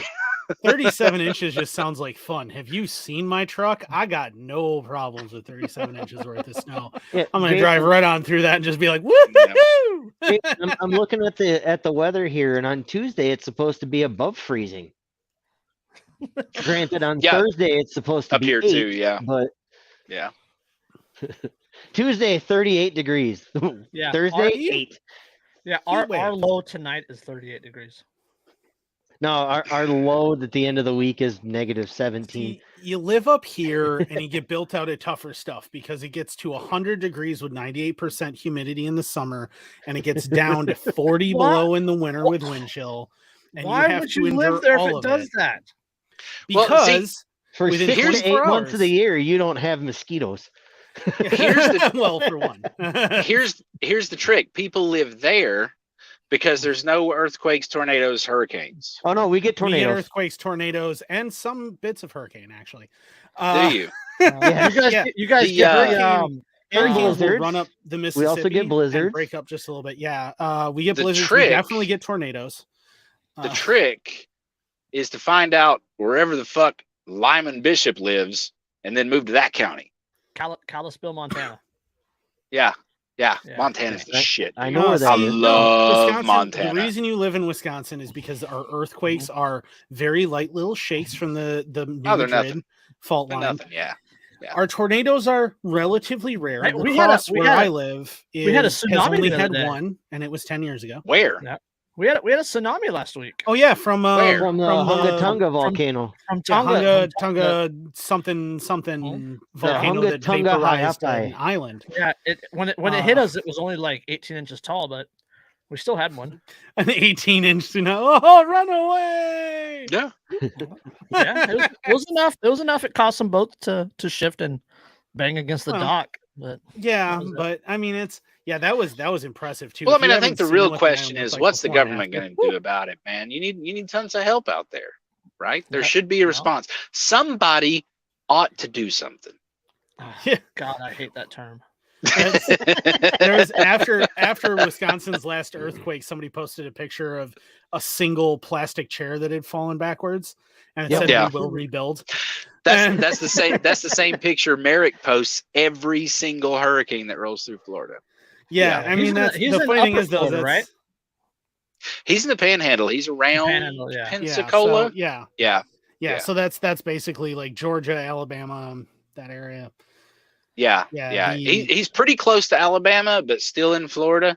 It's basically that dead center where, like, it doesn't really matter which way it turns or where it goes. If it's in the Gulf, we're going to get a piece of it. Yeah. And he's got the same meme. Every single storm that comes through there, he's like, yeah, we'll rebuild. But to be fair, he lives in an ICF house. It's a fucking bunker. So he's fine. Yeah, he's going to be all right. He does after action reports for them too, and he'll talk about the generators and what worked and what didn't work. And here's the results from testing our preps, and we've got this long for this. He's on top of it, dude. He'd be great in the zombie apocalypse if he could stop from fucking hitting his head and knocking himself out. And ladders, man, the arch nemesis. I keep telling him. Ladders. Yep. Oh my god. See, but no. He is a hand loader. So whenever something goes through there and he has a list of preps, he's like, well, this looks too close to a chart not to fuck with it. So he's just doing all this stuff and then putting it on Facebook and stuff. No, he's a great resource for like disaster preps and shit like that for sure. But then he falls and hurts himself and that kind of hampers your disaster preparedness slightly, knocking yourself unconscious. You can't bug out if you're laying on the floor unconscious. So maybe wear a helmet. I mean, just saying, like, bump helmets aren't that heavy. They're we've threatened to get him a bubble before. Yeah. I mean, I told him I was bubble wrap. I was talking to him earlier today. And he was like, yeah, the homeschool boy, we're doing all this, that, and the other. And he was talking about what he's going to do for work in the future. And I cut him off immediately because I never miss an opportunity to pick on my very close and loved friends. I was like, well, he's 12 now. Put his ass on a ladder. And he didn't miss a beat. He was like, oh, yeah, dude, that's been a thing for a year. I don't get on him anymore. I was like, good. We've picked on you enough to where you're going to live through this thing. He was like, yeah, that's a young man's game. And I was finally, Jesus. Ladders are young man. Andrew, how far would I get at my house if ladders were a young man's game? Actually, probably not. You literally live on the side of a hill, though. So to put in perspective, where he lives is like this. Yeah, like I'm not kidding. Like my house sits here, then you go up a hill and you get to my garden, then you go up another hill and you get to my fruit beds, then you go up another hill and you're up on the road. So you're around the Dales? Yeah. So about half an hour from there. Yeah, when I drive to his house because of the lift and the huge tires on my truck, I am just looking at sky and praying that there is in fact road. I believe it. As I drive up that hill. So my truck isn't even lifted, and I'm that way. Yeah, you go up the hill, it's like, I think this is the road. Not the road to be on if your engine is misfiring. And to make it even better, when you go from the top, if you try to come down onto his house, there's this huge hump right at the start of the road that goes around his house so that your front end shoots up in the air. And so in my truck, I'm looking almost completely vertical for a second before I come back down. Well, and, I mean, just that I don't shoot off the truck. Think of how much worse it would be if we didn't have the government roads we have today, man. Yeah, but what would we do without roads built that are if an insurance company owned that road and wanted to take advantage of you, they'd be incentivized for you to flip. You better thank your local Department of Transportation. Speaking of people that flip over, we actually had a guy that jumped the curb and flipped off that embankment, Andrew, right above my house. He rolled his car right off of that and into my maple tree. I just picture Andrew trying to go over that hill, and in the background is a couple of good old boys. Never mean no harm. You feel like them Duke boys better start growing some wings and learning how to fly. Every time before I go, even in dry weather, before I go up that hill, I'm like, and neutral 4. We ain't doing this in 2. Oh, come on. I go up that hill in 2-wheel drive all the time. Yeah. All right, let's cover this one last article that I brought with us, and get us back on track. ATF agent seized gun from Leacock County Township property. An Amish farmer admits sales. So agents with the BATFE seized firearms from Leacock County Township property earlier this month, and an Amish farmer at the property acknowledged selling guns without a federal firearms license. Stop talking to cops. No criminal charges have been filed so far in the matter. So they stole his guns and then never charged him. On Tuesday, Reuben King said the guns were taken. The guns taken were part of his personal collection. And the foundry had nothing to do with the gun sales. So this is a house that's part of a business. I'm not going to deny that I was selling some, said Reuben King. Gun sales were not advertising, and he does not know how he may have come to the ATF's attention. He says, quote, "This is my business. I'm a dairyman," he said, inside the barn filled with cows. He swept the concrete floor with a push broom. Reuben King said he primarily sold long guns to the Amish for hunting, though he admitted he did sell some to non-Amish too. Quote, "I was not dealing in handguns. Positively not. Federal law requires photo identification when purchasing a firearm from a licensed dealer. The Amish contend their religious beliefs prevent them from being photographed, so they cannot buy a firearm from a licensed dealer. However, private sellers do not have to require the buyer to present photo identification." Reuben King declined to say how many guns he had or sold, but not more than 600, which is what the tipster told the police. He said that did not sound right. So, there's no legal definition for how many guns you can buy and sell in order for it to be considered. There isn't a time period. That's what this article gets into. He says, Reuben King's brother, Emmanuel King, said about 15 agents with a warrant removed firearm from a room above the first floor foundry. Spent about 5 hours there.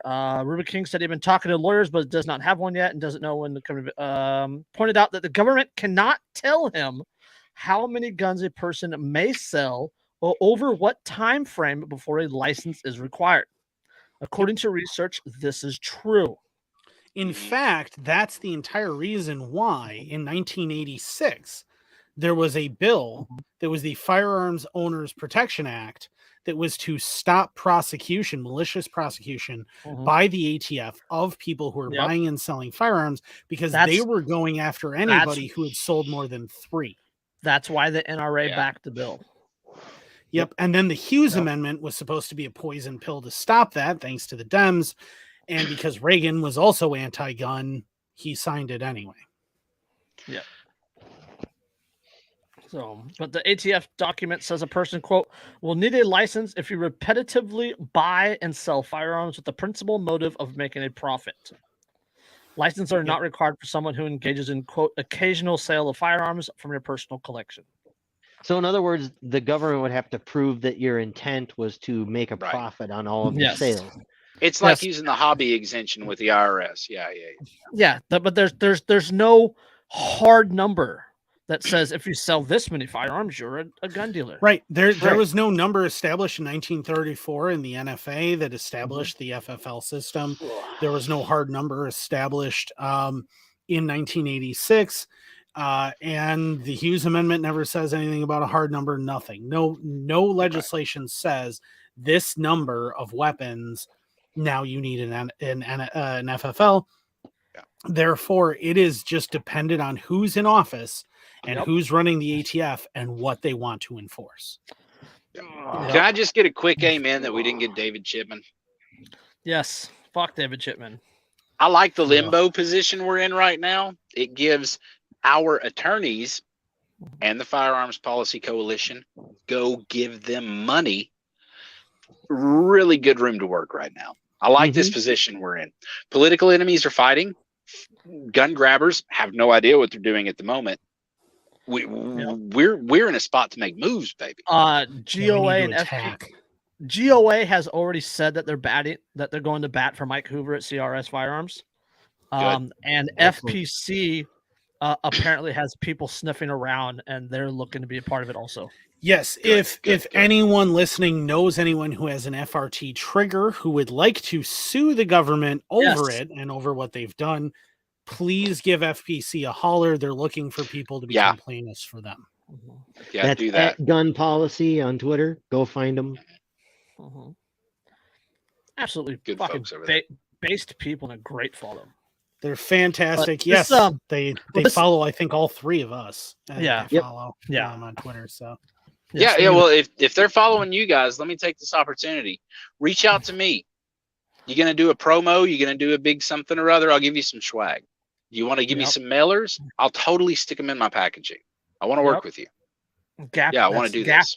GapArmory.com. GAPARMORY.com. Yeah, my personal email address is Kyle KYLE @GapArmory.com. Hit me up. So we'll do it. But the reason I brought that up is because of the arbitrariness, right? This is a completely arbitrary ruling as to how much or as to how much or how many, right? Yeah. It's the same thing with like the 80% lowers and just gun control in general, right? It's a completely arbitrary thing that has no, like you can't point to it and say, yeah, this is evidence, right? This is the science. Right. Well, yeah. I mean, Chris and I, back on Anarchist Weapons Wednesdays when I was still doing that podcast, we did a thing where we showed an AR rifle, an AR pistol, an SBR, and we're like, what's the difference here? What's the fact they were all the same caliber and everything. The fact that you can have an AR pistol with a barrel longer than an AR rifle says a lot about the arbitrariness. Well, yeah, we had an AR pistol with a 10.5-inch barrel, and then we had a registered SBR with an 8-inch barrel. Yeah. Well, and it's the same thing. It's the same thing with the rare breed triggers, right? The definition says so many shots per pull of the trigger. So what did they do? They didn't mess with the pull of the trigger. They went in and messed with the reset and went, gotcha, because lawyers, I guess. So, and now they're going to revisit it and saying, and we don't like this. I think it hurts our feelings. So we're going to reclassify and go after you. Well, that's totally arbitrary and capricious. And what Badfee is trying to hide behind is Chevron deference, which I think we've covered on the show multiple times. I covered on Weapons Wednesdays, where basically if the law doesn't spell something out and it just kind of says something, then it's up to the enforcement agency to define whatever that means. Except in this case, it doesn't apply. It's the same thing as when they wanted to redefine pistol braces, and they wanted to redefine that an AR's upper and lower receivers are receivers, and so they can't do that because the law defines what it is. Yeah, but the law says this is what is this definition. By the law definition, an AR lower is technically not a serialized component. This component, even though it's all done out, right? This component does not count under the law as a receiver. This is not truly a receiver. No, because there's a component that's missing. Is certainly not a receiver. Right. Yep. So, but they're still going to try. They will still try and say this is a receiver. Yeah. Unless, and it's serialized, unless you challenge them in court, and then they drop the case immediately. And that's the thing. Because they don't want it as jurisprudence. Right. These fuck-faced political activists will just willy-nilly, because they know the ATF is one of the big organizations that has the monopoly on violence, and they can absolutely move forward with any arbitrary decision they decide to make, like enforcing key cards my man got in trouble for. They can do anything they want to. They have qualified immunity. They have no consequences or repercussions. They can get right into dragging folks into jail, and their tactic is, well, in 2022, I mean, we've got to find a way to get precedent on our side, right? Like the courts, surely that's a thing we can win, and that's going to set law in the future. They're depending on them not having any pushback on arresting people.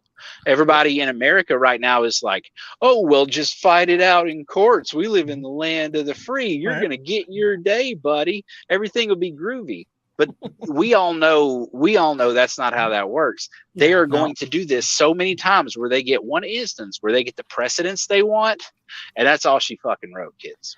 Yep, that's a good argument for localism too, and getting constitutional sheriffs put in, and the whole sagebrush rebellion idea, pushing back against the federal government, and because the ATF only has like what 1,200 agents, and most of those are like secretaries and administrators. We've got more Tannerite than they've got humans by fucking weight, kid. Let's do this.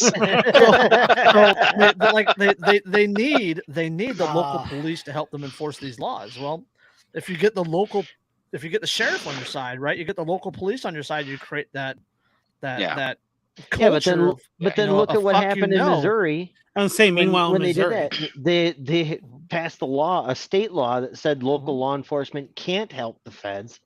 And then now, the local law enforcement is suing the state I know this one. in order for permission. But you actually exercising your rights under federalism and the 10th Amendment violate the Constitution, because I don't understand what any of those words mean. Well, obviously, you didn't get the whole big picture. Article 1, Section 8 is the "we can do whatever the fuck we want to do" clause, right? Just the process. Just the process. Sure, it's a living, breathing document, guys. I mean, come on, it's current year, obviously.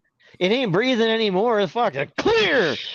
Wait, I love that. I love the meme with the two space dudes with the gun, and it's the Constitution in front of the one. He says, "Wait, it doesn't limit government," and then it's Lysander Spooner behind him. It never did.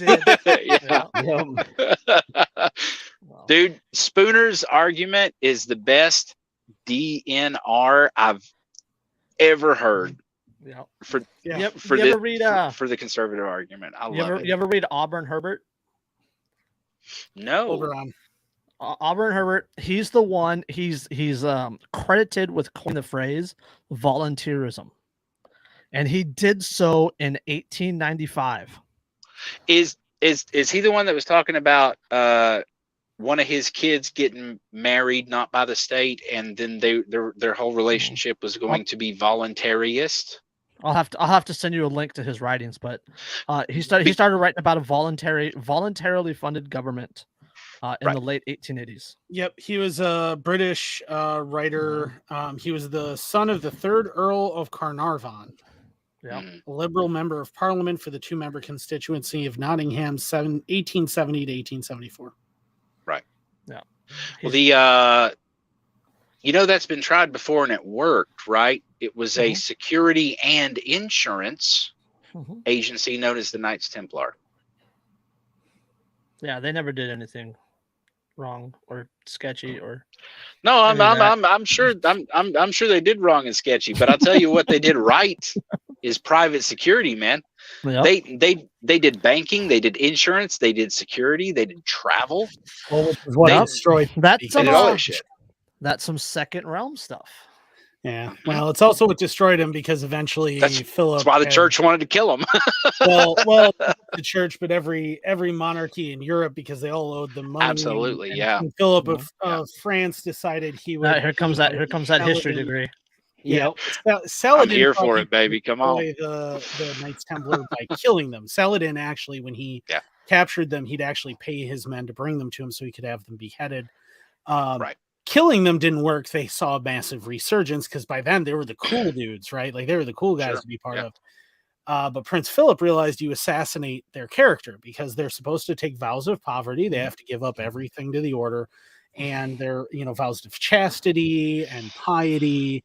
And so he started claiming, oh, they're worshiping Baphomet, and they're boning each other and having gay sex, and they're praying to a severed head. It's insane. It's blasphemy. Yeah, they're praying to Baphomet, and they're worshiping Baphomet, and they're having gay sex, and they're all rich, and they have all these servants and everything else because he owed them so much money. If they ever called in the debt, he would go bankrupt, and he assassinated their character.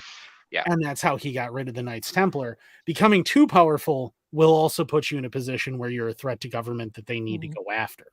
Sounds like political prisoners in the U.S. today. I mean, maybe about 3/4, but if you want to go straight to something, it sounds like the way the federal government is attacking crypto right now. The way, because when you become too powerful, when you start to actually actively threaten the status quo simply by your existing, now they have to let them about you. That's why they're trying so hard to get Assange on U.S. soil. Yep, they're trying what? Threaten. Trying to get Julian Assange onto U.S. soil. Oh, So they could throw him in the probably will. Throw him in the cell. Probably will. Ross Ulbricht. It'll be a national security court. Right, a FISA court. Yep. FISA. You will never see him. You will never hear anything.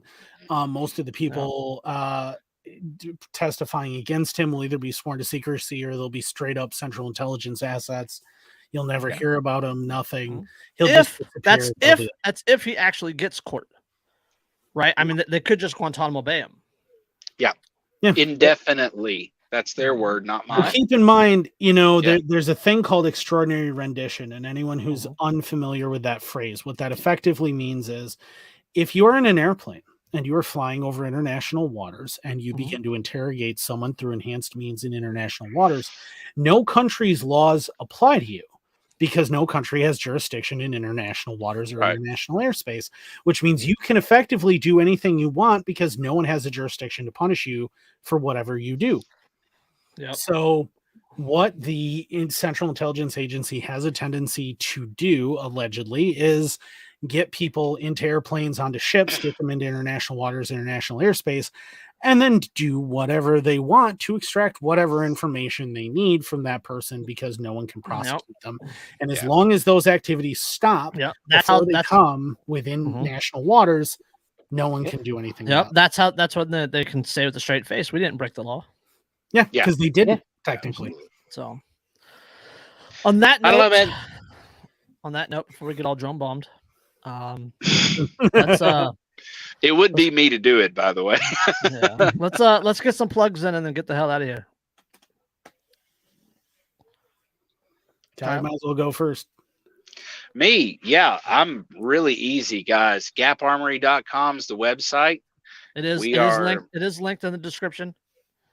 Yep, check it out. We are starting humble. Like I said, I got a lot of my own money and a little bit of debt into this thing, but I mean, it's really to serve a community I believe in. I believe that 3D printing, 80%, and homemade unregistered firearms are the best way to support firearm freedom and, quite honestly, off the books individual preparedness that we've got today. I practice it, I live it, I believe in it, and there's a lot of good dudes in this hobby and in this movement. And I think you should support every single one of them, not just me. We're doing really good work here, and we're going to try to reach Tea Parties, 3%ers, Antifas. I mean, everybody. This is a Venn diagram of folks who have a grievance against the state to become more individually autonomous. And I believe this is one vehicle to do it, and I'm here for you. But it's Gap Armory on Facebook, Instagram, the .com. Super easy to find. Soon to be on Twitter? I mean, twist my arm once or twice more, and I'll be there. I'll make you a fucking account. No, don't, because I know what you'll do. The name's not there yet. You're gonna get it, and you're gonna be like, "It's $3,200, bro. What you got?" And I can't do that right now. I'm not in a position. So capitalism. Those G17 I'll sell it to you for $15. Yeah, those G17, those G17 rails. How you doing? I'm gonna need 2 sets of rails, bro. It's all yours. I'll unlock it for you. Keys to the kingdom. All right, Andrew, get on your rig and roll. All right, so if you want to care for your beard like a Viking, like I do, with fantastic scents, fantastic conditioners, beard oils, the beard straightener 2.0 that they have, all sorts of cool stuff, you're going to check out thebeardstruggle.com. Use code InkedAnarchist15. You get 15% off. Their scents are awesome. They just released their new platinum scents a couple months ago that smell great. There's also, of course, the gold scents. I really prefer Odin's Virtue from them. They're also coming out with full-size men's colognes very shortly, so that's also going to be something cool that you can get from them. Also, don't forget to get Derica's book, Think for Yourself, a critical thinking workbook for beginners. It's been scrolling across the bottom here all along.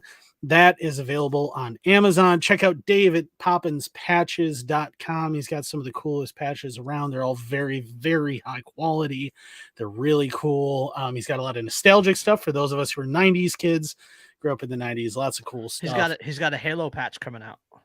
Sweet. Yeah, he's got all sorts of cool stuff coming. Yes.